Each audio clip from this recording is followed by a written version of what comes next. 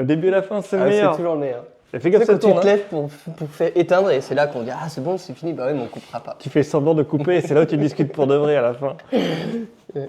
Bon, salut, moi c'est Gilou, chacun copain. Attends, c'est Gilou Tamalou la chaîne. Là, on est en mode podcast, donc on parle de plein de trucs. Et je vous présente. Olivier, donc, voilà. Moi, il y a pas vraiment de chaîne. Enfin, si j'en ai une sur YouTube, c'est Baboon Boy. Voilà, moi je suis vidéaste, cinéaste et voilà, réalisateur. J'essaie de. Vidéaste, réalisateur, c'est quoi l'autre milieu? Cinéaste, moi c'est un peu pareil. Enfin, je suis un peu touche à tout dans le milieu du cinéma. Voilà, donc réalisateur, j'écris mes propres scénarios et après je fais mon montage, je fais toute la post-prod. Donc voilà, on touche un peu à tout. Tu fais tout de A à Z, du scénario. Alors, on rentre direct dans le sujet. Hein. On va Voilà. parler aujourd'hui Ça, des n'attend pas. films. Ouais. Parce que là, tu prépares un court-métrage qui va être bientôt à Paris. Ouais. Et donc, on va parler un peu de cette ambiance-là. Mais d'ailleurs, c'est quoi comme court-métrage? Alors c'est le tout dernier court-métrage que j'ai réalisé. J'ai fini la post-production et il sera projeté à Paris le 18 janvier. Et en fait, c'est un court-métrage un peu concept, celui-là, c'est un peu particulier. Il sort un petit peu de ce que j'ai fait avant, parce que c'est le 4e. Et on est sur un truc un peu expérimental. On est sur un court-métrage, en fait, le sujet, c'est un accident de moto. Et on est dans la peau du personnage principal, le motard. Et en fait, qui va, de par l'accident, qui va perdre la vue. Il va garder le son, Louis, mais en fait, il perd la vue, donc on est sur un écran noir, en réalité, et tout le court-métrage est noir. En fait. Donc ce qui est très étrange pour un film. Le film est noir. C'est Voilà. sous-titré ou pas du tout? Non, c'est l'audio. Ouais, c'est que de l'audio. C'est que de l'audio. D'accord. Ouais. C'est concept. C'est très concept, c'est très concept. C'est le premier court-métrage que je fais comme ça. Le dernier, je sais pas, parce que j'aime beaucoup l'expérience, et j'ai déjà fait des projets tests. Donc j'ai déjà eu une projection qui a été faite, et il y avait quoi, une trentaine de personnes qui étaient venues. J'ai eu de très très très bons retours. Et donc, Tu m'étonnes parce qu'au niveau des sens, si t'es entre guillemets, tu vois plus rien, t'es comme, en fait, t'es comme le personnage principal, quoi. Ah bah ouais, tu Et deviens plus ou moins aveugle, ouais. Et des gens interagissent avec toi, tu as les sons qui peuvent te perturber, tu as les voix des autres, tu peux ne pas les reconnaître au début aussi parce que si t'as pas l'habitude de. Ouais. Et puis c'est pas facile de se rappeler, enfin de se dire ok cette personne c'est, je sais pas, le chef pompier ou machin, c'est pas toujours simple. Et ça a été la difficulté dans la création avec mon ingé son, c'était vraiment d'essayer de rendre la chose déjà le plus réelle possible. Parce que du coup tout est création auditive, hein, c'est que des sons qu'on a rajoutés les uns sur les autres. Et c'est d'essayer de créer une sorte de plusieurs couches en fait entre ce qui se passe juste à côté du personnage principal, donc vraiment qui est dans ses oreilles, et puis petit à petit de s'éloigner. Bon bah là il y a une autre couche, ça va être des gens qui s'arrêtent dans la rue, là il y a une autre couche, c'est les voitures qui passent, etc. C'est de créer vraiment ce truc, c'est ce qui a été le plus difficile pour nous. Et en termes d'effets sonores, pour un réalisme et une immersion, c'est vraiment là où c'est technique, quoi. Ouais, c'est ça. ouais, la technicité elle était là vraiment à trouver ça. Et parfois il y a aussi, on est de par le travail qu'on a l'habitude de faire, ou même mon ingé son qui vient d'une école, un très bon ingé son d'ailleurs, au passage, et qui en fait voulait faire un peu presque parfait. Et ça a été ça aussi de se dire, bah ouais, mais non, dans la vraie vie, c'est pas parfait. Il y a parfois des sons, je disais, bah tiens, rajoute-moi des sons d'appareil photo, comme si des gens qui passaient prenaient en photo ce qui se passait. Et ça, c'est quelque chose que je voulais apporter, qu'on n'entend pas très très bien, mais qui sont des sujets voilà, qu'on veut apporter au sein du film.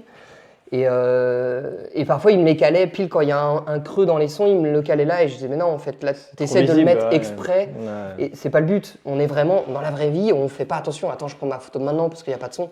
Non, c'est vraiment, c'est le bordel, quoi. C'est le chaos. Ouais, bah, c'est exact, ouais, c'est un peu ça, c'est un peu ça, ouais. Ah, c'est intéressant.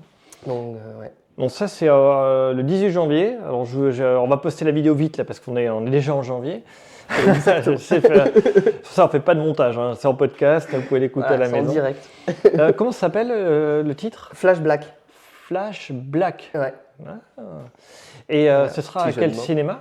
Alors c'est au Luminor, c'est dans le 4e arrondissement. Luminor. Ouais, Luminor. C'est un cinéma indépendant, un des rares qui reste et qui arrive à tenir. Grâce à plein de pétitions, parce qu'il n'arrête pas d'être en danger de fermeture, etc. Donc il y a plein de pétitions et donc pour l'instant il dure. Donc espérons ça continue parce que c'est un très très beau cinéma où il y a plein d'événements très sympas, comme celui-là du 18 parce que je ne serai pas le seul Il y a un an court-métrage. ce festival ou pas? Non, c'est plus une soirée qui s'appelle L'aile ou Monsieur Jadis. En fait, parce que donc je ne serai pas le seul court-métrage projeté. On va être 4 ou 5 courts-métrages projetés. C'est que des courts-métrages de copains. Enfin, moi, je connais tous les réalisateurs, etc. Et en fait, c'est surtout pour mettre à l'honneur une boîte de production qui s'appelle Monsieur Jadis, qui est un ami qui l'a créé, avec qui j'ai énormément travaillé. Et d'ailleurs, il a participé à Flash Black, à ce dernier court-métrage. Il est dessus, c'est pour ça que mon film a été admis à la projection de cette soirée-là. Et voilà, il y aura de très très beaux courts-métrages. Il y en a sur les 4-5, il y en a, dont le mien, il y en a 2 autres que j'ai vus. Et les autres, ça va être des surprises. Mais voilà. Et des très très beaux, très très beaux cours. Donc on va une belle soirée. On va recentrer un peu sur ton métier. Donc on a vu là, il y a un court-métrage qui s'annonce, une soirée qui s'annonce au théâtre, tu as dit du Luminor. Cinéma. Cinéma Luminor. C'est un cinéma. C'est un vrai cinéma. 180 places. Ah ouais. Donc allez-y avant qu'il n'y en ait plus, 180 places. Exactement. C'est le mot, comment t'as dit, cinéaste. Cinéaste, ouais. Pour moi, tu vois, je connais pas trop le métier. Ça veut dire quoi exactement ce truc-là? Non, en fait, j'avoue qu'il y a tellement de mots aujourd'hui pour définir tout ça que même moi je m'y perds, pour être tout à fait honnête. Cinéaste. Parce qu'en fait, vidéaste, maintenant, des gens qui font des vidéos un peu comme ça, podcasts, etc., on peut parler de vidéaste. D'accord. Donc ça a perdu, enfin c'est pas que ça a perdu, attention, c'est pas du tout péjoratif ce que je dis. C'est dans le sens, je fais la distinction entre des vidéos qu'on va faire spéciales format YouTube ou réseaux sociaux ou choses comme ça, et des vidéos où on va chercher quelque chose de plus, c'est pas professionnel parce que c'est pas pour dire que les réseaux sociaux c'est pas professionnel, mais dans le sens où voilà, ça va plus être à viser de festivals, de cinéma. On va chercher vraiment des choses, voir la télé éventuellement, si on peut avoir. Selon ce qu'on veut. Moi c'est plus cinéma, mais je suis moins télé, mais. Parce que ce que je vois, tu vois, c'est nous par exemple là, moi j'ai pas envie de me prendre la tête, je sais pas faire de montage, donc je fais one shot. Vous vous écoutez en faisant votre vaisselle, en étant en voiture. et moi je me dis pas vidéaste, mais c'est vrai que quelque part je fais de la vidéo, tu vois. Ouais. Alors qu'en réalité il n'y a pas de travail artistique derrière. C'est peut-être pour ça qu'on a créé cinéaste. Ouais, cinéaste. Voilà, ouais. Tu vois, je connais pas. Mais après, non, mais encore une fois, cinéaste, c'est aussi utilisé juste pour les gens qui ont la passion du cinéma. Donc en fait, tu vois, c'est pas un vrai mot en soi. Moi, je suis plus réalisateur. Je touche un peu à d'autres choses, mais voilà, je suis réalisateur, je fais mes propres films. Et j'ai jamais fait de vidéo justement à viser réseaux sociaux, par exemple. J'ai jamais fait de petits formats, etc. Pour l'instant. Pour l'instant. Pour l'instant. Ça, on peut en parler. Oui. Mais moi, ça a toujours été à viser de festivals et de choses comme ça. Donc, alors, pourquoi c'est en pourparler? C'est que pour lui, c'est une régression énorme en termes de qualité. Ah non. Tu verras que c'est pas pareil, parce que les réseaux sociaux, tu vois, t'as pas la super caméra, t'as pas... Ouais, mais c'est d'autres expériences. Et moi, c'est le challenge que je trouve intéressant. Mais tu vois, il y en a qui arrivent à mettre de la qualité dans le montage. Il y a Mr. Pickles, c'est un copain, il est sur les Pickles Mice. Là, il fait des vidéos, bon, ça n'a rien à voir, c'est sur Warhammer 40 000 et Yu-Gi-Oh! Trop bien. Et en montage, alors moi j'y connais rien, donc. Mais c'est hyper dynamique, il met plein de photos, plein de trucs, il y a des trucs animés et tout. Enfin, franchement, si tu me vois, je te dis bonjour. Mais tu vois, il y a vraiment des niveaux très différents. Ouais, non, mais c'est d'autres contraintes.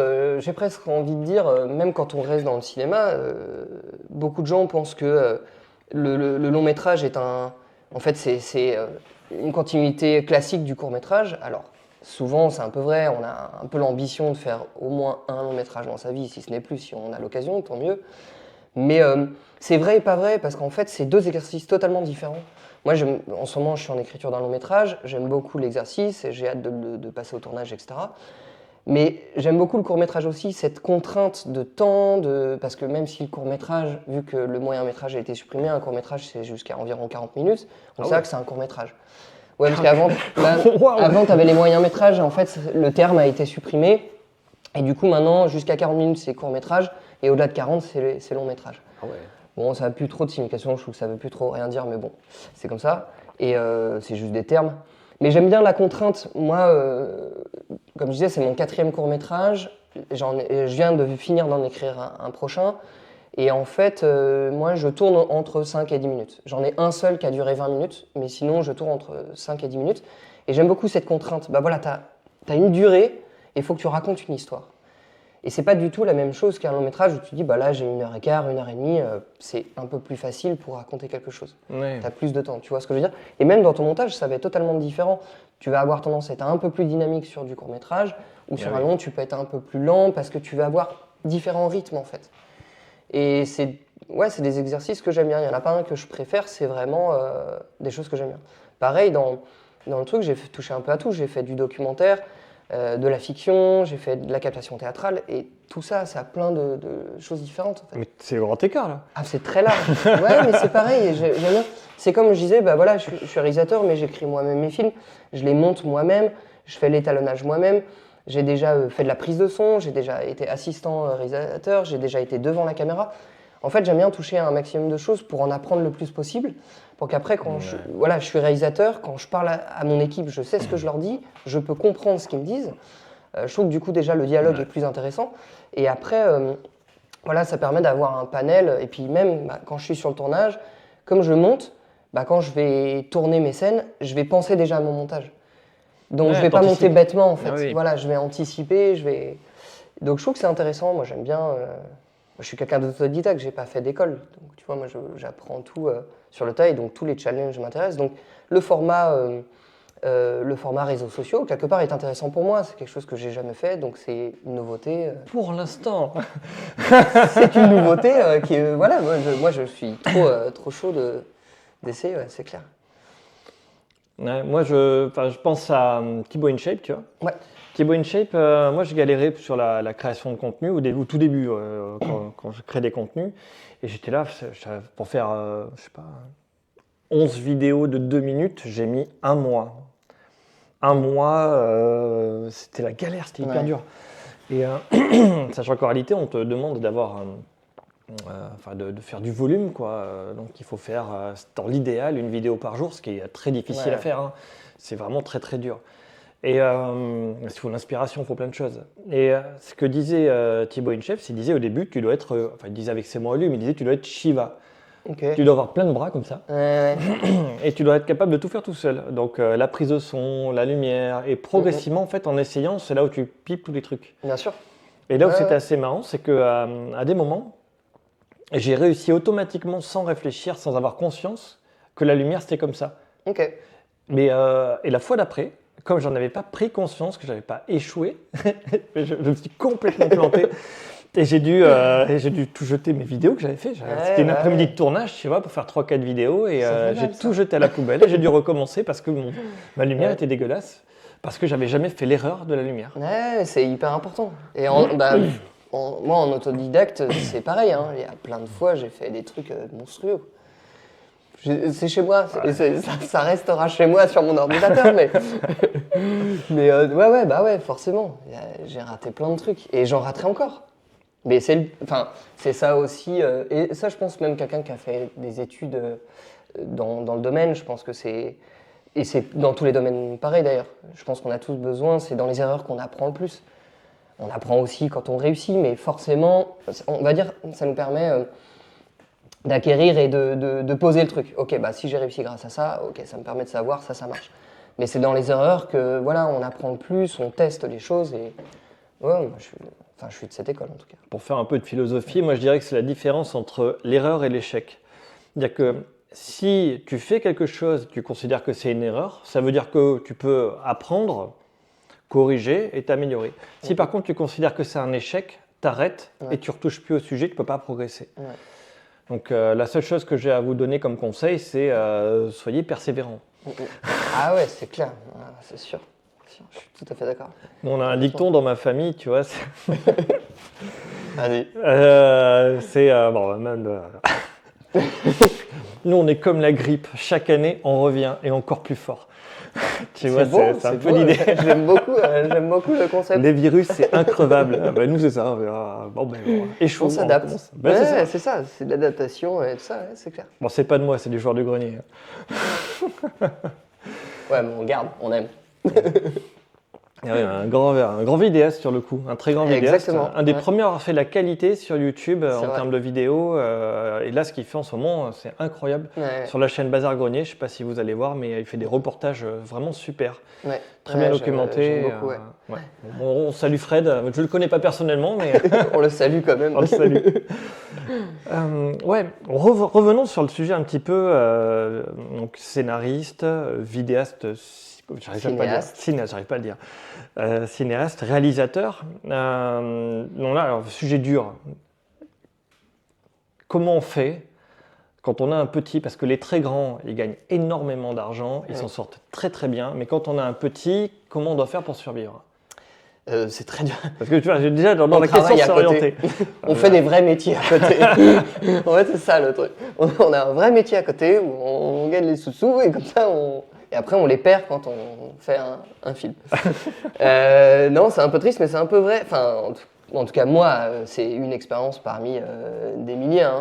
Mais ouais, bah, comment on fait ouais, c'est beaucoup d'argent de poche, hein, clairement.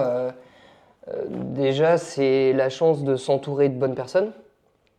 Parce que, comme on disait tout à l'heure, hein, un film, ça se fait pas tout seul. Alors, sauf si on est le seul sujet, etc. Mais dès qu'on veut faire un peu de fiction, donc on ajoute 2-3 personnages, ça se fait pas tout seul. Faut des figurants ou d'autres acteurs, actrices, comédiens, comédiennes, c'est la grande guerre entre les mots. Bref, j'ai pas envie de froisser personne. Bref, mais voilà, moi par exemple, quand j'avais entre 18 et 20 ans, j'ai rencontré énormément de gens du théâtre. Qui étaient dans une école de théâtre, et donc j'ai rencontré plein de gens qui étaient un peu, qui partageaient la même passion que moi. Moi j'aime beaucoup le théâtre, j'en ai fait un peu, j'en fais moins, je suis plus orienté cinéma, mais je suis pas mal de troupes, encore une fois, comme je disais, j'ai fait de la captation théâtrale, parfois j'ai fait de la photo aussi pour des troupes. Donc voilà, moi je suis plus partie cinéma, mais donc j'ai rencontré plein de gens, ça m'a beaucoup aidé. Et après, bah ouais, c'est de l'argent de poche qu'on met pour réaliser son film. Après, il y a des aides financières qu'on peut trouver, mais c'est très dur à acquérir, très long aussi. Donc voilà, c'est comme tout. Et en même temps, en fait, c'est un peu le serpent qui se mord la queue, c'est-à-dire que plus on a de projets, plus on va commencer à intéresser des gens. Mais pour faire ces projets, bah, au début, il faut les faire un peu vite. Un peu comme tu disais, il faut faire plusieurs vidéos en une journée. Alors là, on n'a pas forcément en une journée, on a besoin de faire 2-3 courts-métrages, mais en un an, on essaie d'en faire plusieurs, on va dire, parce que plus on va amener des vidéos au festival, plus ils vont commencer à se dire, ah bah tiens, tel nom, ça revient souvent, bon, il produit, c'est pas mal. Mais du coup, bah, ces vidéos, il faut les payer. Et si on attend à chaque fois de trouver des investisseurs ou de l'argent, bah, ça veut dire qu'on va sortir une vidéo par an, voire en 2 ans, et parfois ça peut pas être assez. Donc c'est très difficile, il faut trouver un équilibre entre tout ça. Et après, bah, faut l'argent de sa poche pour les faire. Moi, pour être tout à fait honnête, jusqu'à maintenant, on travaille en équipe que des gens que je connais. J'ai malheureusement pas toujours payé tout le monde. Ce qui est ça un point pour moi, j'ai un peu de mal avec ça, mais après on essaie de s'entraider aussi. Enfin voilà, moi derrière je leur donne des images, etc. Donc c'est de l'entraide. Mais du coup pour le moment j'ai réduit énormément mes budgets grâce à ça en fait. Tu payes pas les gens, la location, moi pendant longtemps j'ai eu mon propre matos, donc en fait voilà, tu t'économises là-dessus quoi. Donc pour faire simple, pour résumer, il est difficile quand tu es un petit d'avoir des financements. C'est très dur, très dur. Et donc c'est les copains qui te dépannent, c'est beaucoup de temps libre, c'est même de l'argent personnel avec ton matos, tout ça, c'est à toi quoi. Exactement. Et qui te permet de mettre en place des projets, mais après tu as la visibilité qui est difficile à voir, c'est que nous on est sur les réseaux sociaux, donc on sait très bien que tu as beau avoir le meilleur sujet qui intéresse énormément de gens, si tu n'arrives pas à l'amener, les gens ne peuvent jamais regarder tes vidéos. Ouais. Moi, je me souviens, il y a des vidéos, j'avais écrit des scripts de fou, je m'étais entraîné, j'ai fait je ne sais pas combien de prises, je fais genre 10 vues, j'exagère, mais... Et il y a des trucs où je ne sais pas pourquoi, il se passait quelque chose, et une vidéo que j'ai fait rapidement, qui n'est pas spécifique, Et ça prend. Ouais. je sais pas, c'est peut-être j'étais trop technique ou peut-être à un moment j'ai vulgarisé sans le faire exprès, comme il fallait pour les gens l'entendent. Et c'est dur parce que c'est vraiment très très dur la vidéo parce que tu fais une œuvre, Ouais. tu penses qu'elle est bien, tu la donnes à des experts, les experts ils te disent super retour, c'est génial ce que tu as fait, le concept est génial, machin. Et après, comment tu fais pour que les gens découvrent ton œuvre et puissent l'apprécier quoi. Notamment en ce moment, vous savez sûrement, j'écris des livres et des romans de fantasy et j'essaie de les faire diffuser parce que je pense que c'est des très bonnes histoires et c'est des romans qui sont écrits pour les dyslexiques, dysorthographiques et pour qu'ils apprennent du vocabulaire et à lire facilement. Et dedans, en plus, tu as la promotion de la culture et des arts. Et je trouve que c'est très intéressant comparé à d'autres livres que je ne citerai pas. Très bon bouquin. Il faut lire. Mais tu te dis, même si tu fais un truc intéressant, c'est très dur. Extrêmement dur. Comment on fait pour rencontrer ton public? Et ça prend combien d'années? Tu vois, je reprendrai l'exemple de la Horde du Contrevent qui existe depuis une dizaine d'années, qui a vraiment explosé, de mon point de vue en tout cas, j'en ai entendu parler que cette année, parce qu'il y a Clair Obscur à Expédition 33 qui en a parlé, mais avant j'en avais jamais entendu parler.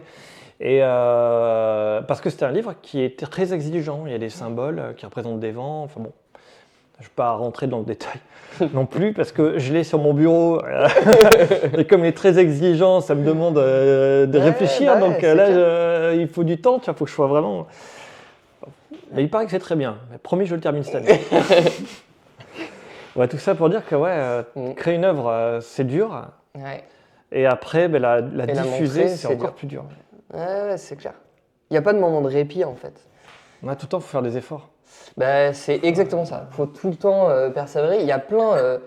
Ça peut paraître bizarre, mais moi, encore une fois, je parle dans le milieu du cinéma parce que c'est le milieu que je connais, mais moi, je connais beaucoup d'œuvres, de gens qui ont une œuvre, ils l'ont tournée et ils l'abandonnent pendant la post-prod. Ils finissent pas? Non, ils le finissent pas. Ça finit jamais. Mais pourquoi? Je sais pas. C'est très dur la post-prod. Faut faire attention. Ça paraît facile, c'est très très compliqué. Mais je dirais pas c'est plus ou moins compliqué que le tournage parce que c'est trop différent, c'est des étapes bien différentes. La pré-prod c'est très compliqué aussi, mais en tout cas la post-prod c'est très compliqué et donc contrairement à ce qu'on peut penser, beaucoup de gens abandonnent là. On pourrait penser que c'est avant le tournage et en fait il y en a plein, alors il y en a aussi, mais il y en a plein qui abandonnent aussi pendant la post-prod. Parce que c'est très dur, on ne sait pas où on va et... T'as tout fait, t'as toute ta matière, et en fait c'est quoi? Parce qu'ils n'arrivent pas à l'organiser? Ouais, ça peut être très compliqué. Déjà, on peut être déçu de la matière qu'on a finalement, si on a mal dirigé ces acteurs, le temps du tournage. Parce que tout ça, c'est très compliqué de diriger. Il faut diriger les acteurs, il faut diriger une équipe technique. C'est très compliqué. On se retrouve au milieu, alors des petits, comme moi je le suis encore, on est des petites équipes. Mais même petite équipe, on est... là, par exemple, le dernier court-métrage Flash Black que je vais projeter, on était en équipe technique, j'avais un ingé son, j'avais un assistant réalisateur, le réalisateur avec moi, et ensuite j'avais de la régie. On était... il y avait des assistants caméra, parce qu'il y a juste une toute petite partie, 1 minute 20 exactement de film, donc il y a quand même une caméra. Mais le chef opérateur, des assistants caméra, on était peut-être, un tout petit peu moins de 10, peut-être 8-10 personnes. Donc ces gens-là, en fait, ils travaillent tous pour nous, pour un projet qui est dans notre tête.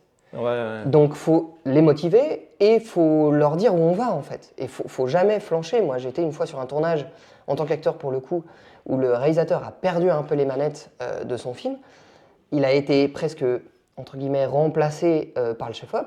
Et ça, c'est très dur. Pour un réalisateur, c'est l'horreur. C'est hyper dur. Après, heureusement, le film a vu une fin et il existe. Il est visible sur YouTube, par exemple.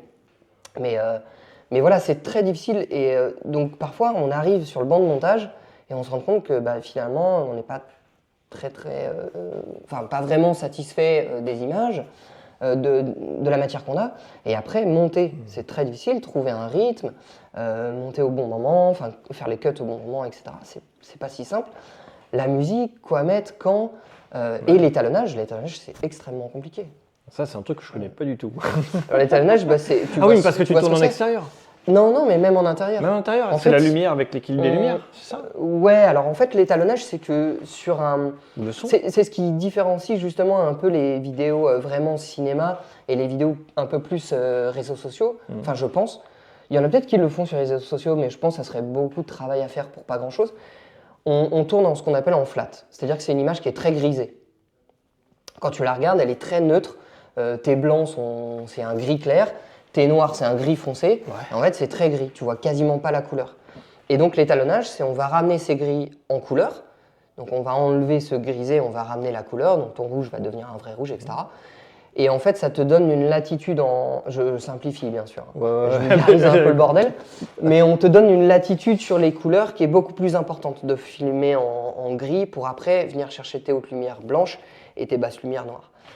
C'est très schématisé, c'est beaucoup plus complexe parce que je vois déjà les étalonneurs qui vont dire il dit n'importe quoi. Et je schématise et je vulgarise. Mais voilà, donc en fait, après l'étalonnage, c'est ça. Tu vas ramener ton gris et tu vas le ramener en couleur et après tu vas pouvoir y mettre des filtres. Tu veux un filtre bleu, des filtres rouges, il y en a des millions de filtres, orangés, etc. Donc voilà, l'étalonnage, c'est ça, c'est tu vas travailler ta colorimétrie. Alors bien sûr, plus ta lumière a été bien faite sur le tournage, plus ton étalonnage est facile. D'accord, ok. Ouais. Mais là, c'est pareil, du coup, tu peux te retrouver sur ton banc de montage, enfin d'étalonnage, et te rendre compte que la lumière a été mal faite et que tu dois énormément travailler, et c'est beaucoup de travail. Donc ça peut déstabiliser, ça peut démoraliser. Et ouais, donc en fait, il y a beaucoup de gens qui abandonnent à ce moment-là, quoi. Ah, c'est chaud, hein. Ouais. Quand t'as tout fait, qu'à la fin tu dis Ouais. putain, les couleurs, oh, c'est chaud. Mais c'est comme aussi, moi, tu vois, pour te donner une expérience personnelle, mon tout premier court-métrage, donc celui qui dure 20 minutes, j'avais tout fait, et là, je l'envoie à quelques personnes, je fais, comme ils font dans le monde pro, hein, pour le coup, ils font pareil, tu l'envoies à quelques personnes. Alors, dans le monde pro, ils font des visions, des projos à 10-12 personnes, d'amis, et puis d'autres réalisateurs, enfin bref, de producteurs et tout ça, dans des vraies salles de cinéma. Nous, on l'envoie aux potes, ils regardent ça chez eux. Donc je l'ai envoyé à quelques personnes, et je me suis fait démonter. Mais vraiment démonter. Et là, c'est très dur, parce que tu vois... C'est quoi, c'est le scénario? Bah, il y a eu plein de retours différents, mais c'était la chronologie de l'histoire allait pas. Pour certains, c'était trop bateau. Pour d'autres, enfin voilà, il y avait plein de retours différents. Mais sur le général, ça n'allait pas. C'était un peu bateau, un peu téléphoné, c'était un peu long, etc.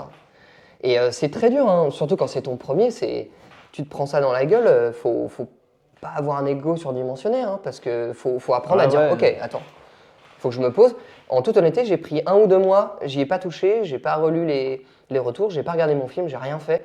J'ai pris 1 ou 2 mois, je me suis vidé la tête et je suis revenu dessus et j'ai complètement changé. Et en fait, la chronologie de mon film a complètement évolué.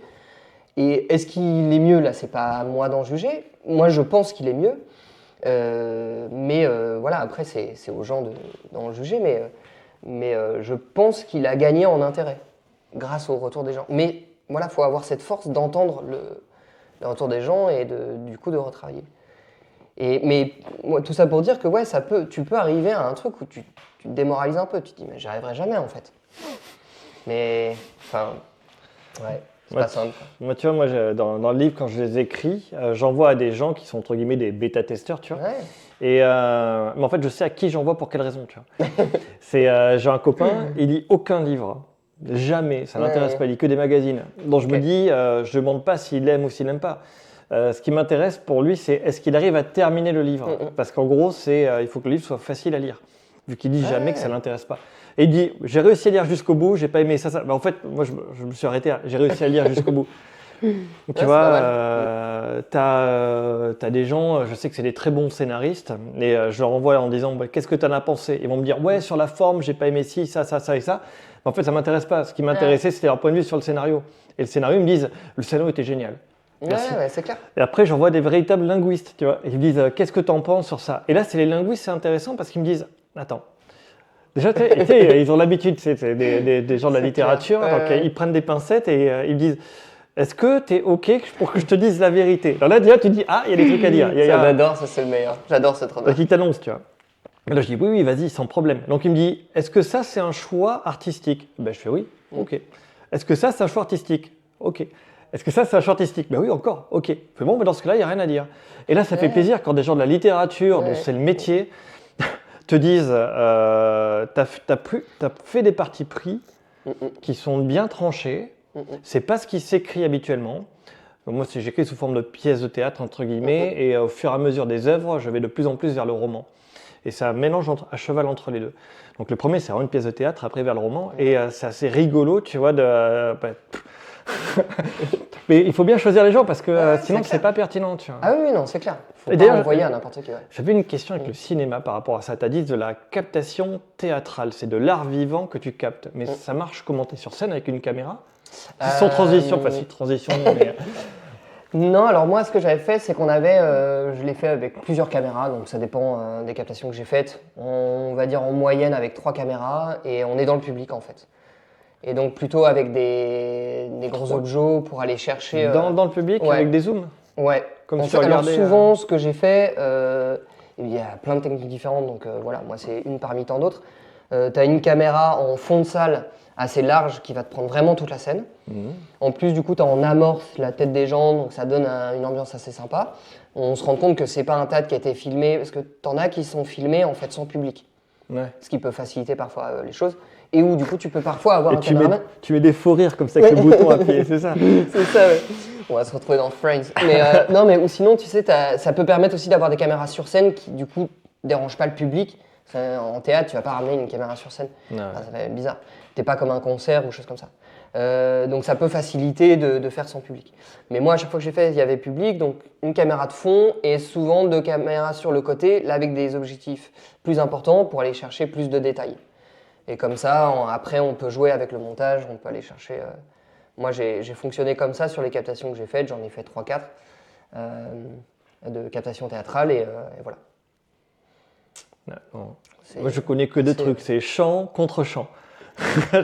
En fait, c'est un peu ça, si tu veux. C'est un peu, t'as le principe du chant contre chant avec tes 2 caméras qui sont sur les côtés.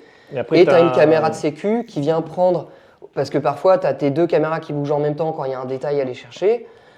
Ou alors c'est un moment, une scène où tu as pas mal de personnages qui parlent en même temps, ou de la danse par exemple, ça peut arriver selon la pièce. Et là, du coup, tu reviens sur un truc général, donc ça te permet de sécuriser. On appelle ça une caméra de sécu d'ailleurs. La caméra que tu as en fond, qui a vraiment l'écran large, c'est ce qu'on appelle la caméra de sécu. Et comment tu prends le son sur une pièce de théâtre?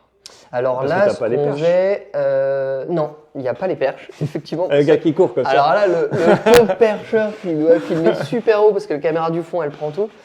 Non, alors là, pareil, il y a plein de... Là, les ingé-sons pourraient mieux répondre que moi. Moi, ce qu'on avait fait avec mon ingé-son, c'est qu'on avait mis une mixette, en fait, qu'on avait accrochée sur les barres que tu as en haut qui tiennent les projos. J'ai perdu le nom, excusez-moi. Mais voilà, tu sais, tu as les grandes barres où tu as les projos du théâtre. Et en fait, on l'avait accroché là-dessus pour avoir un truc vraiment au centre. Après, des gros théâtres, ils vont avoir des micro-cravates, ne serait-ce que pour les gens du fond entendre. Et du coup, ils vont le brancher sur leur caméra, donc ils ont le son direct. Donc voilà, il y a plein de façons de faire. Nous, on faisait un peu à l'arrache.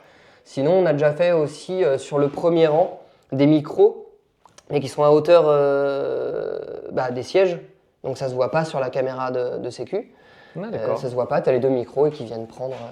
au moins, tu as le son comme si tu étais dans la pièce. D'où la caméra de fond avec les têtes. Exactement. Et tout. Tu as vraiment l'impression de dedans, c'est bien. Ouais, c'est intéressant. Donc tout dépend un peu de comment après tu veux le monter et comment tu veux le montrer. Est-ce que tu veux vraiment donner l'impression que tu es au centre de la scène, ou est-ce que tu veux donner un peu cette impression d'être le spectateur? Enfin voilà, tout dépend de ce que tu veux donner derrière. Je sais pas pourquoi, moi je m'étais toujours dit qu'ils cachaient des micros dans, genre tu mets un panier de fruits avec un micro dedans, je m'étais toujours dit ça. Il y a sûrement ce genre de technique, ça tu dois trouver, sûrement, c'est sûr. Je sais pas, je manque d'expérience là-dedans, tu vois. Non, mais il y a, de toute façon, j'ai envie de dire, le son, c'est très compliqué, mais c'est très intéressant, moi j'aime beaucoup, c'est le domaine que je connais le moins, mais qui m'impressionne énormément, d'où mon dernier court-métrage, c'est que du son finalement. Je voulais remettre un peu l'objectif, petite parenthèse, déjà challenge, et je voulais remettre au centre du cinéma le son, parce qu'en fait, j'ai beau être plus dans l'image, j'ai déjà été caméraman, chef opérateur, etc. Donc je connais un peu plus sur l'image que sur le son, mais pour moi, un film, c'est 60% de son. C'est moins d'image que de son. Le son, s'il est pourri, ton film il est nul, même si ton image est très belle. Non, mais c'est vrai. Non, c'est vrai. Il y a un moment, il faut être honnête. Tu peux avoir une très très belle image, si ton son il est pourri, ça va être ringard. Tu vas le regarder, ouais, bon, c'est naze. Alors que si ton son il est bon, même si ton image, tu prends une vieille image, tu prends des vieilles caméras qui te font un grain un peu dégueulasse, mais tu mets un bon son, ça passe. Ouais, ça peut plus facilement passer. J'exagère bien sûr, faut pas arriver avec. Je vais prendre 2 exemples. Voilà. Moi, je suis fan de Conan le Barbare, le premier film. Ouais. C'est vraiment contemplatif. Il y a de très belles caméras, de très belles images. Je crois que le texte global du film, c'est 3 minutes. Hein. Le reste, c'est que de la contemplation et de la baston. Mais par contre, les musiques, elles sont bien placées, l'ambiance est chouette. Ouais. Et après, tu as l'autre truc aussi, c'est Dragon Ball. À un moment, Dragon Ball, ils ont fait des kai. Donc, c'est un Dragon Ball très très long avec la musique japonaise où ils tiraient les épisodes parce que c'était à l'époque, on faisait comme ça. Maintenant, on consomme tout très rapide, il faut que tout aille très vite. Donc, on avait fait des kai il y a une dizaine d'années maintenant. Et, mais sauf qu'ils avaient mis, parce que c'est les Américains qui découvraient Dragon Ball. Nous, on l'avait dans les années 80. Avec le club Dorothée, mais 80-90. Mais eux, ils l'ont découvert en 2000, tu vois. Et donc, ils ont redesigné, ils ont remis de la couleur, ils ont tout refait en plus joli, mieux, avec de la musique complètement naze. Et aujourd'hui, si tu regardes, la musique des Américains, un genre de soupe électronique nulle, n'existe plus. Et ils ont remis les anciennes musiques, en fait, que le Japon avait fait en orchestre symphonique, quoi. Parce que c'est juste génial. C'est clair. Bah ouais, non, Ça change tout. Et Dragon Ball classique, juste avec le son américain, moi j'ai arrêté. Alors je suis fan absolu. Hein. Oui, c'est clair. Dans l'épisode 16 du Kai, pour être précis, je sais exactement, c'est le Sanbai Kaioken où Sangoku il passe en 3. Je connais par cœur, hein, j'adore. C'est mon passage préféré. J'avoue, c'est trop classe. Mais moi je suis complètement d'accord. Enfin, le son c'est primordial. Donc Alors nous, tu vois, il n'y a pas d'effet sonore, il n'y a que nos voix. Et le son est trop bien. Je sais pas, mais en tout cas, on peut pas faire mieux avec les moyens qu'on a. C'est clair. Bon, sujet polémique, t'es prêt ? Allez, faut y rentrer un moment. On a parlé juste avant brièvement, mais c'est l'intermittence. Alors, je vais donner d'abord mon point de vue de gens qui n'est pas du tout du milieu sur l'intermittence. Et après, tu vas nous dire un peu ce que tu en penses. Moi, je pense que la France est un vivier créatif incroyable grâce à l'intermittence, parce qu'il permet à énormément d'artistes de ne pas trop galérer, parce que c'est quand même une galère, hein. C'est très incertain, et ça leur permet de pouvoir en fait exercer leur passion et exploser en termes de créativité. C'est pour ça qu'on a autant de gens en France qui sont forts et autant de volume de création. C'est mon avis, t'en penses quoi toi ? Moi, je suis complètement d'accord. L'intermittence, moi, je trouve que c'est un très bon statut. Alors, c'est toujours à prendre avec des pincettes, parce que moi, je suis complètement d'accord avec toi. Je pense que ça aide les artistes. Maintenant, c'est un statut qui est très précaire, c'est très difficile à avoir. Moi, je le vois, encore une fois, moi, j'ai eu la chance de l'avoir pendant un temps. Je l'ai eu 1 an, exactement. Et après, je l'ai reperdu.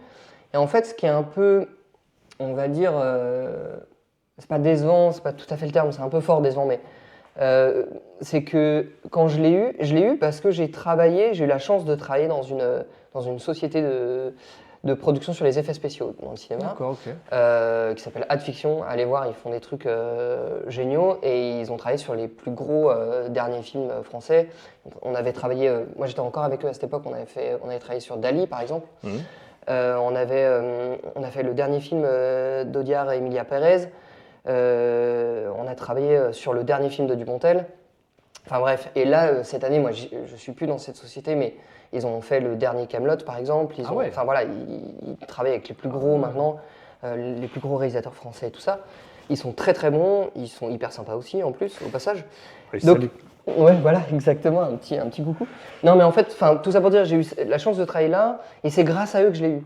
En fait, et je le vois, pour donner un autre exemple, et après j'expliquerai là où je veux en venir, c'est que j'ai un ami ingé son, lui, il fait son intermittence parce qu'il travaille dans un théâtre en tant que régisseur, donc il s'occupe du son et de la lumière, voilà. Ce qui est compliqué, c'est que c'est tellement dur à avoir l'intermittence que beaucoup de gens vont travailler pas forcément dans des postes qu'ils veulent faire pour réussir à l'avoir. En fait, ils vont trouver un peu des sortes de planques, j'ai envie de dire. C'est pas du tout péjoratif, hein. Moi, j'étais très content de travailler dans cette boîte. Mais voilà, c'est un peu des planques. C'est-à-dire que moi, si je veux vraiment essayer d'avoir l'intermittence juste en tant que réalisateur, parce que je m'estime réalisateur, ou en tant que chef opérateur, parce que je suis un peu... Enfin voilà, c'est un peu les deux plus grosses positions que je touche. C'est extrêmement compliqué. Et en fait, du coup, il faut trouver des subterfuges pour aller faire d'autres choses qui vont nous permettre de l'atteindre. Après, le statut, il est très bon, c'est très précaire, hein, parce que moi... C'est une année sur l'autre. C'est une année sur l'autre, avec un nombre d'heures à faire qui paraît pour des gens qui ont un travail plus classique, qui paraît pas énorme, parce qu'en fait, c'est 507, si je dis pas de bêtises, ce sera à vérifier, même moi, on pourrait me taper sur les doigts. Mais je crois que c'est 507, quelque chose comme ça. Donc en fait, mis bout à bout, c'est quoi? C'est 6-7 mois de travail. Donc en fait, pour quelqu'un qui est dans un travail de bureau ou un travail plus classique, ça paraît pas énorme. Mais en fait, c'est très compliqué parce que trouver des positions dans ces métiers-là, c'est très dur. Donc il n'y en a pas tous les jours. Donc c'est très compliqué. Et même, tu as toute la préparation qui n'est pas comptée dedans. Ouais. C'est pas compté, je crois. Non. Alors, sauf quand tu es dans une grande société, je pense que toute la pré-prod, elle est. Tu fais des heures, donc là, c'est noté. Mais quand tu travailles pour toi, c'est très compliqué. C'est très dur. Donc, il faut des statuts. Là, je vais faire un statut, par exemple. Je vais monter un statut d'association, justement. Mais, donc c'est très compliqué à avoir et très facile à perdre. C'est le côté bâtard de cette situation. Mais c'est, je pense, quelque chose, comme tu disais, qui aide les créatifs. Donc c'est important, c'est quelque chose qu'il faut qu'on garde. C'est sûr. Ouais. C'est Churchill, il disait on se bat pour la culture, c'est ça en fait. C'est la culture qui est le plus important. Bien sûr. C'est notre identité, qu'est-ce qu'on se projette, comment est-ce qu'on va devenir. Les réflexions sociétales aussi passent par Bien sûr. Par la télévision, j'allais dire, mais par tout ce qui est visuel, audiovisuel. Tu vois, c'est là, par exemple, dans ton court-métrage, dont le titre est Flash Black, qui sera diffusé le 18 janvier au Luminor. C'est bien, on fait la pub. Et tu vois, ça parle du handicap visuel et c'est vachement important, ça fait une sensibilisation et en plus, tu as une immersion, regardez le début de la vidéo, tu as une immersion qui explique ce que c'est, où tu vas comprendre ce que c'est. Donc c'est une sensibilisation au handicap, quoi. Mais il y a plein de sujets abordés dans le cinéma et dans le divertissement qui te permettent de comprendre les autres et de te rapprocher des autres. Bien sûr. Donc je pense que on l'a bien vu, une société sans culture, c'est plutôt voué à l'effondrement qu'à la réussite. Il nous faut un socle commun. La culture est très, très important. Si tu as un socle commun, que tout le monde est d'accord sur les bases, on s'entend bien. Et en plus, on a des trucs à parler, c'est les mêmes trucs. Ouais, t'aimes ça? Ouais, mais moi aussi. On va en parler pendant 2 heures. C'est ça la vie. C'est vrai, non mais c'est vrai. Alors, c'est l'intersubjectivité en psychologie. Je vais donner un autre exemple, tu vois, c'est... moi, je suis contre, mais mon gamin adore Pas de Patrouille. Parce que, je ne l'ai jamais montré, il adore Pas de Patrouille parce que les autres enfants regardent Pas de Patrouille. Mais je ne pouvais pas l'empêcher de regarder Pas de Patrouille parce que à quoi il allait jouer, de quoi ils allaient parler en fait. Il a 4 ans, tu vois. Quoi il allait parler à l'école. On a regardé Pas de Patrouille ensemble et finalement, j'avais des a priori assez négatifs. Il n'y a rien de méchant à l'intérieur, c'est même pas trop mal. Enfin, je ne sais pas ce que je préfère. Mais... il y a mieux, mais... Non mais c'est comme tout, en fait, faut laisser le temps aussi. C'est son moment en fait. Pas de Patrouille, effectivement, c'est son moment. Comme nous, plus jeunes, on a eu d'autres choses. En fait, c'était mieux ça. Non, mais nos parents, c'est pareil, ils comprenaient pas ce qu'on regardait. Oui, mais c'est ça, exactement. Il y avait ce concept-là. Mais c'est comme, j'ai même envie de ratisser plus large. C'est comme la grosse question. On n'y rentrera pas forcément face aussi, si tu veux, mais le coût des écrans. Tu vois, on est une génération, on a connu sans écran.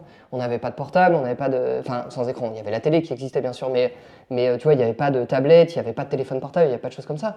Et moi, je vois mes neveux et nièces, certains, pas tous, mais sont très écrans. Ils sont sur un téléphone tout le temps. Enfin, sur un téléphone, pas forcément leur, parce que pour certains, ils sont encore trop jeunes, mais bref. Et c'est vrai qu'il y a toujours, du coup, pour notre génération, il y a cette grosse question. Écran, pas écran, qu'est-ce qu'on fait ? C'est un peu ce que tu disais pour Pas de Patrouille, c'est qu'il y a un moment, c'est leur génération, tu peux pas totalement leur enlever. Donc je pense qu'il n'y a pas de solution, soit de leur interdire complètement, soit de leur laisser totalement. Je pense qu'il faut trouver un juste milieu qui est, en fait, il faut leur apprendre à l'utiliser. Ouais, c'est ça. Comment utiliser, et voilà, pourquoi l'utiliser, pourquoi là tu as le droit, mais par contre pas plus, pourquoi, etc. Je pense que c'est les sensibiliser à comprendre le pourquoi. Tu vois, là, mon neveu, là, il va verser 13 ans. Dans sa classe, ils étaient que 2 à pas avoir de téléphone. Donc tu peux pas l'interdire. Ah ouais. À un moment, tu es obligé de l'autoriser. Mm. Mais le problème, c'est que tu vois, il a 13 ans, il a un téléphone. Et pour lui, il n'a aucun intérêt. Un téléphone, ça ne l'intéresse pas s'il ne peut pas être connecté à Internet.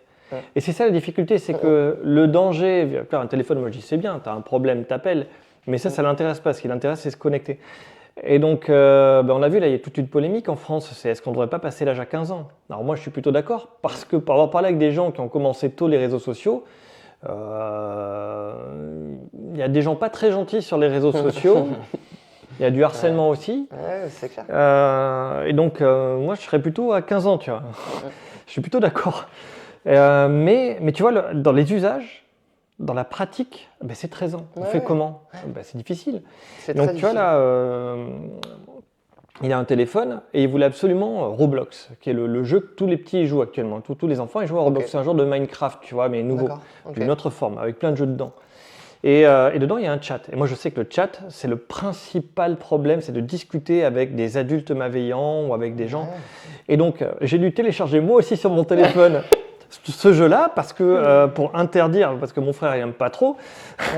Donc, c'est moi qui ai dû, j'ai téléchargé le jeu et j'ai fait tous les paramètres pour tout bloquer, pour être sûr qu'il soit, voilà, il peut discuter qu'avec des enfants jeunes sur des jeux précis, avec ma validation absolument partout. Tu vois. Comme ça, il me dit avant, il m'appelle, il n'y a pas de problème, on valide. Parce que ce danger-là de la communication et du harcèlement. Mais tu vois, quand bien même, le harcèlement, j'aurais pas vraiment de vue dessus. Ça qui non, malheureusement, non. Mais au moins, tu fais un maximum. En fait, je pense que c'est ça. Et puis après, il faut sensibiliser, je pense, l'enfant. Déjà, il faut arrêter de prendre les enfants pour des cons. Et pareil, c'est encore un autre débat. mais voilà, faut leur faire comprendre, il faut discuter avec eux. Ça ne veut pas dire que du coup, tout de suite, ils vont tout comprendre et tout va aller mieux. Mais je pense que, enfin voilà, de toute façon, on l'a bien vu, on a été enfants nous aussi. Plus tu nous interdis, plus on va le faire. Après, il faut relativiser, tu vois. Moi, je fais partie de la génération où, il y a des photos de moi, j'étais en landau comme ça, je bavais, je ne savais pas parler. J'étais devant la télé, à regarder des dessins animés. Bien sûr, moi aussi. Tu vois. Mais l'idée, c'est que c'était qu'un moment dans la télé, tu vois, c'est qu'un moment de vie de 20 minutes, 10 minutes. Et après, quand j'ai su parler, mes parents me demandaient simplement qu'est-ce que tu as vu, il s'est passé quoi, et donc on discutait de ce qu'on avait vu. Donc il y avait une sorte de réflexion. Et ils ne me mettaient pas devant un truc que je ne pouvais pas comprendre.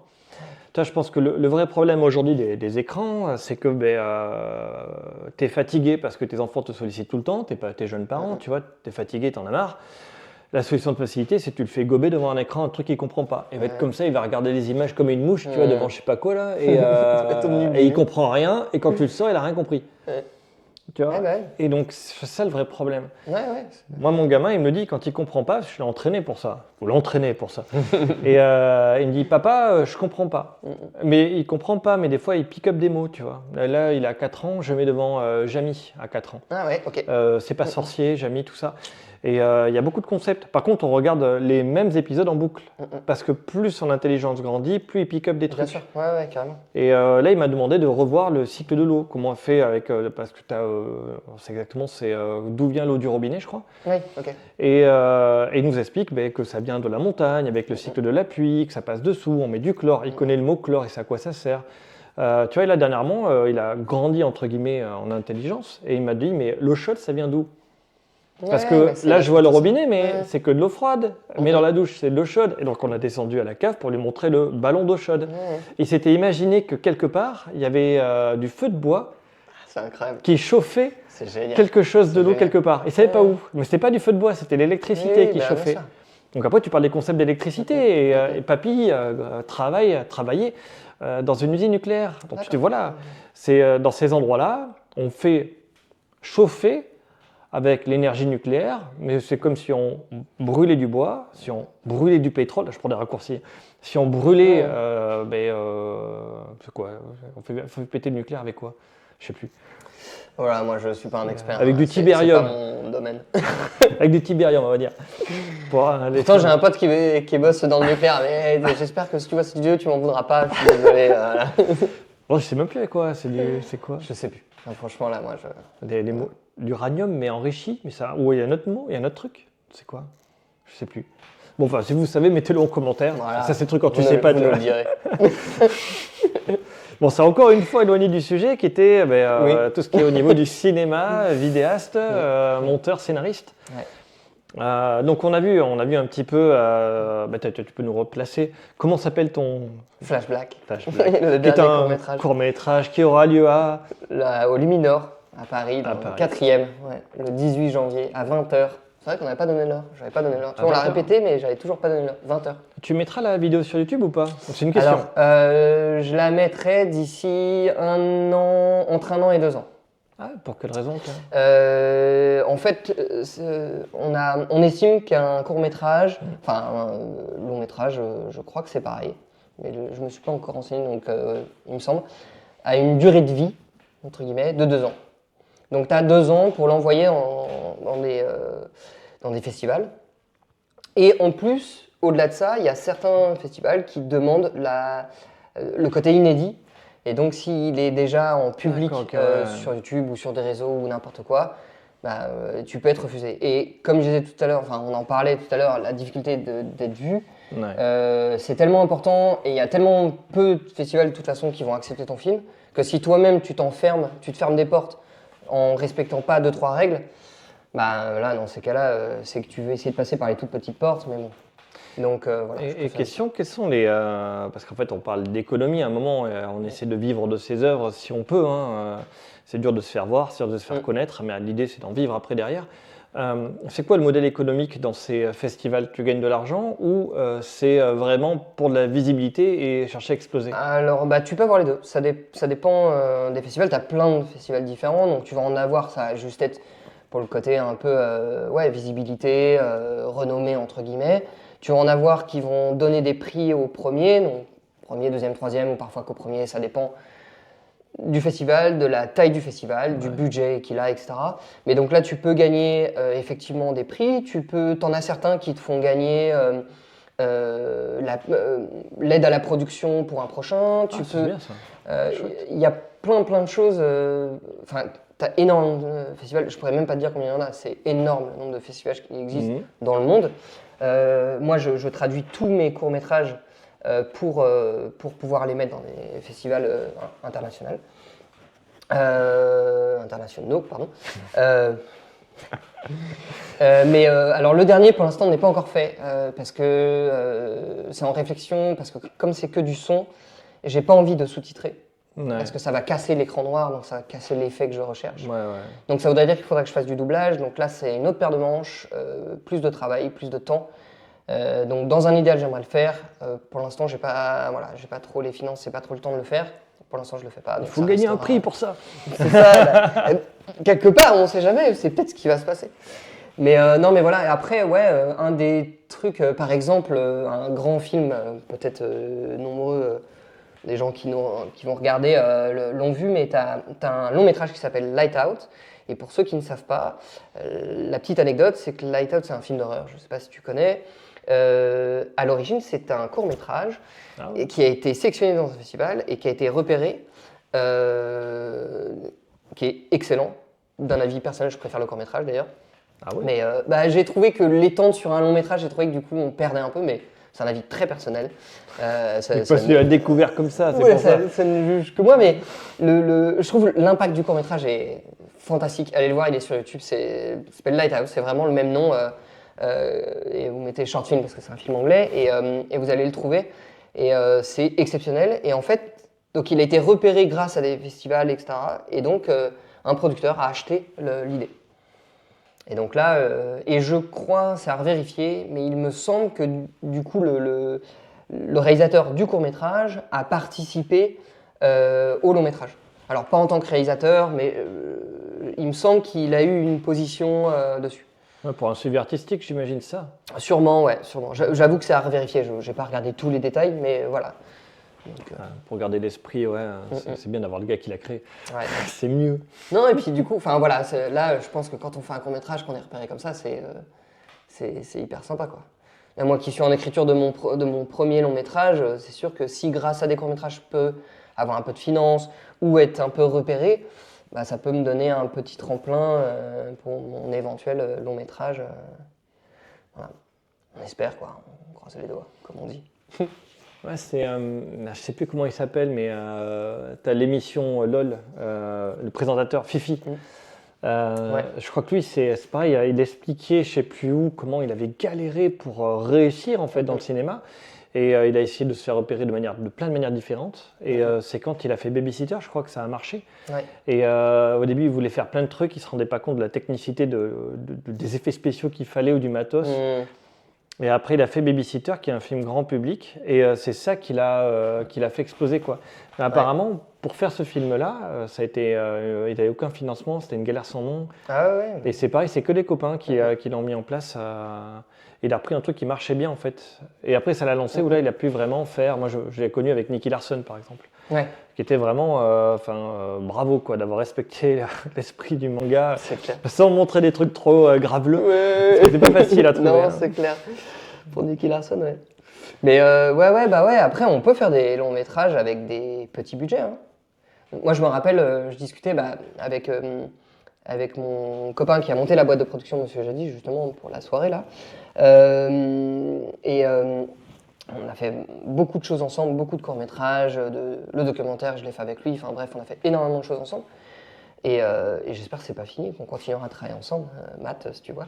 Mais ouais, en fait, je me souviens un peu dans notre début où on discutait justement en finance. Donc nous, on mettait notre argent de poche pour faire nos trucs et on faisait avec rien. Enfin, honnêtement, on a fait des courts-métrages avec 100, 200 balles, enfin, des choses comme ça. On a fait des trucs vraiment avec que dalle. Et puis à un moment, il avait touché un financement pour un court-métrage. Et il avait touché un petit financement qui était énorme pour nous. Je sais plus, honnêtement, je sais plus, peut-être autour de 3 000 € ou quelque chose comme ça. Et en fait, nous, on était en mode, mais avec ça, on va faire 2, 3 courts-métrages, on va faire un long-métrage.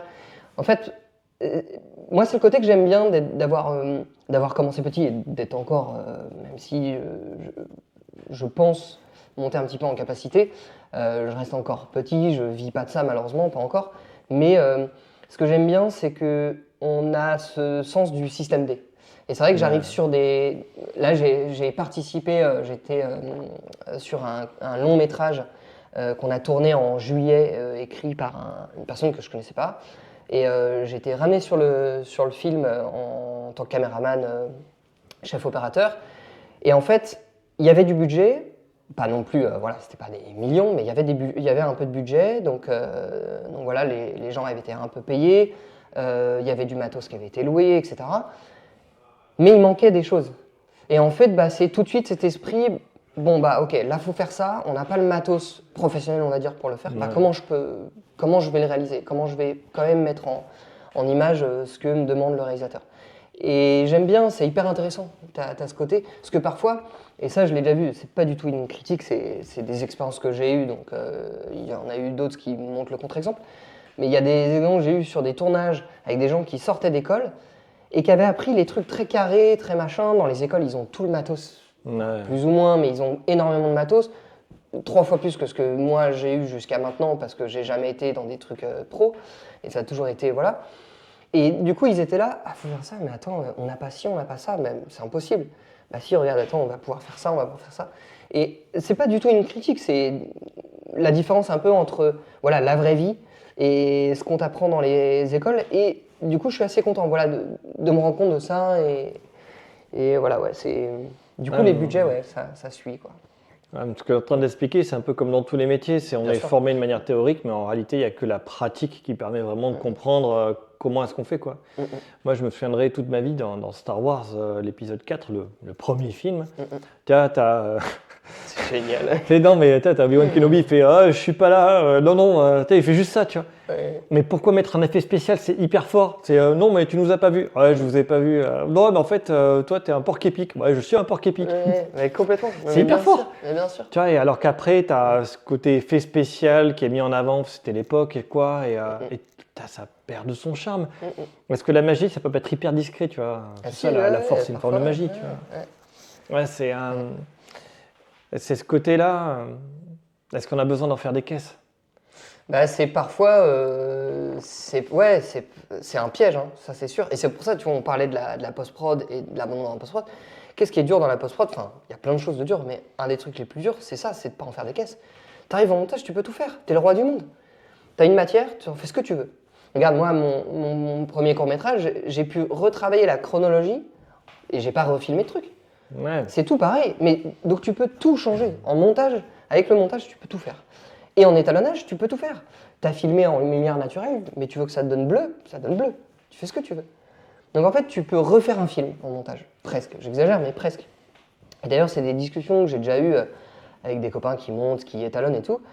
Si tu veux, tu pourrais prendre le même film et faire 150 000 façons de le monter, 150 000 façons de l'étalonner. Et en fait, en un film, toute ta vie, tu pourrais faire ça et tu le ressors tous les ans, mais du coup différent. Honnêtement, tu peux, c'est tellement. Enfin, en montage, tu peux faire tellement de choses, étalonnage, tellement de choses, que du coup, bah, comme tu dis, c'est un piège. C'est facilement un piège parce que tu peux faire plein de choses. Et puis après, là, quand tu commences à rajouter des effets spéciaux, quand tu t'y connais, voilà, c'est un autre film, quoi. Moi, je prendrais mon expérience en parallèle dans l'écriture. C'est que tu bosses sur un truc, tu arrives sur une fin, tu vois, et quand tu peux le retravailler à l'infini. Exactement. Mais la véritable question, c'est que moi j'ai appris à prendre un peu de recul par rapport à l'écriture depuis le temps. C'est quel est le message que je veux faire passer? Est-ce que mon message est clair?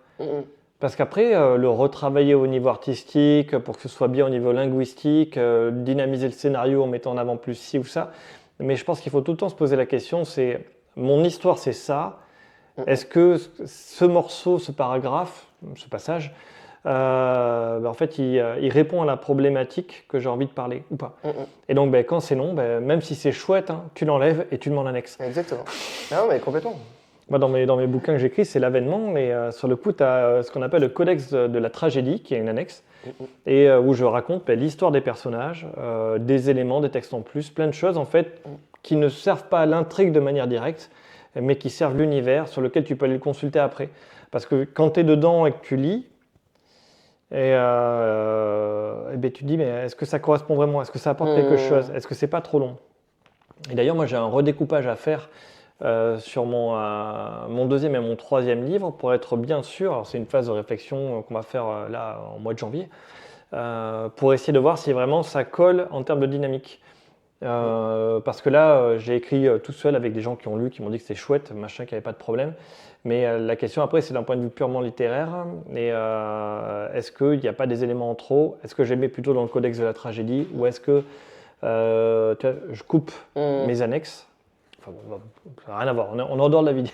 Non, c'est hyper intéressant. Non, mais c'est le scénariste. En fait, c'est exactement pareil. Ouais. En réalité, et finalement, quand tu arrives au montage, c'est un peu comme le scénariste. Sauf qu'il doit respecter une histoire qui a déjà été écrite, mais finalement, c'est cette histoire écrite qui est maintenant en image. Donc en fait, s'il fout trop le bordel, il va perdre l'écriture et donc l'idée du scénariste, et donc il va perdre, comme tu disais, le fil, etc. Donc c'est exactement pareil en fait. Un monteur, quelque part, c'est un peu un scénariste bis qui est là maintenant pour faire coller le truc. Et s'il y a des incohérences, parce que parfois tu as des choses écrites qui en image donnent pas tout à fait pareil, donc tu vas réinverser 2-3 scènes, inverser l'ordre par exemple, ou choses comme ça. Bien sûr, tu as toujours une liberté. Mais tu racontes une histoire, un monteur il raconte une histoire. Bon, attends, j'ai une super anecdote par rapport à ça. Ouais, bah ouais. T'es encore sur Star Wars, mais... C'est à Star Wars, en fait, le premier film Star Wars, c'était, on peut dire, une immense merde. Sauf que, à un moment, George Lucas il s'est rendu compte qu'il n'avait pas de véritable talent de monteur. Hein. Le film suivant, entre le 1 et le 2, le prouvera. Hein. C'est un film qu'il a honni, on en rigole sur les réseaux sociaux. Il a essayé de reprendre toutes les cassettes pour qu'ils disparaissent, tellement c'était naze, on va dire. Mais, et après, il a filé à sa femme, qui à l'époque, qui a retravaillé complètement la dynamique de Star Wars pour faire le succès mondial qu'on connaît. C'est-à-dire que on dit monteur, le monteur. Ouais. C'est le monteur qui a fait que ce film est passé de ça allait être un énorme navet à c'est un film exceptionnel. Ouais. C'est dingue. C'est clair. L'histoire, c'est, tu vois, l'étoile noire, elle arrive, elle va... Ah non, ça c'est dans le 3, je crois. Ouais. Je sais plus. L'étoile noire, c'est le... oui, c'est le dernier, je crois. Je sais, dans le 2, elle explose. Enfin, le dernier... Non, c'est dans le 1, elle explose, après avoir pété Andorre, je crois. Et dans le 3... je sais plus. Non, c'est... je sais plus. Voilà, je sais quoi faire. Il faut les revoir. Non, mais c'est clair. Mais en gros, à un moment, c'est qu'ils avaient coupé la scène où ils devaient tirer pour détruire une planète. Ils avaient coupé, alors que ça n'avait rien à voir d'un point de vue chronologie, mais en fait, de mettre une tension entre la baston et la destruction de la planète, ça avait vraiment un rapport direct. Et ça mettait vraiment énormément de suspense. Ouais. Alors que si d'un côté, tu as la baston et de l'autre côté, tu as le truc qui explose, il n'y avait plus de suspense. Ouais. Quoi. C'était du mystère, mais c'est pas pareil. Tu été moins en haleine, tu suis moins le truc. Quoi. Ah boum, fini, quoi. Mais pourquoi alors que là, tu vas te l'annonce, tu vois les mecs qui règlent les boutons, ça met la pression. Bon, sur le coup, oui, non, mais c'est... Ouais. Bon, moi, je kiffe, c'est regarder un nouveau Star Wars cette année. Ouais. Dans la liste des trucs à faire 2026. Ah ouais, je suis d'accord. Ouais, mais c'est clair. Ça fait longtemps, ouais. Tu m'étonnes. Est-ce que tu avais un autre sujet que tu voulais aborder ou pas? Je crois qu'on a commencé à parler de pas mal de choses, je crois. Scénariste, vidéaste, j'arrive pas à le dire. Cinéaste. Cinéaste, c'est dur à dire ça. Cinéaste, on a parlé un peu des difficultés de sortir du lot, que c'est assez très précaire au niveau finance, jusqu'à comment on réussit. Donc il faut en général à côté soit être intermittent, soit avoir un travail en parallèle. Moi tous ceux que je connais, ils ont enfin 90% en tout cas, ils ont un travail à côté.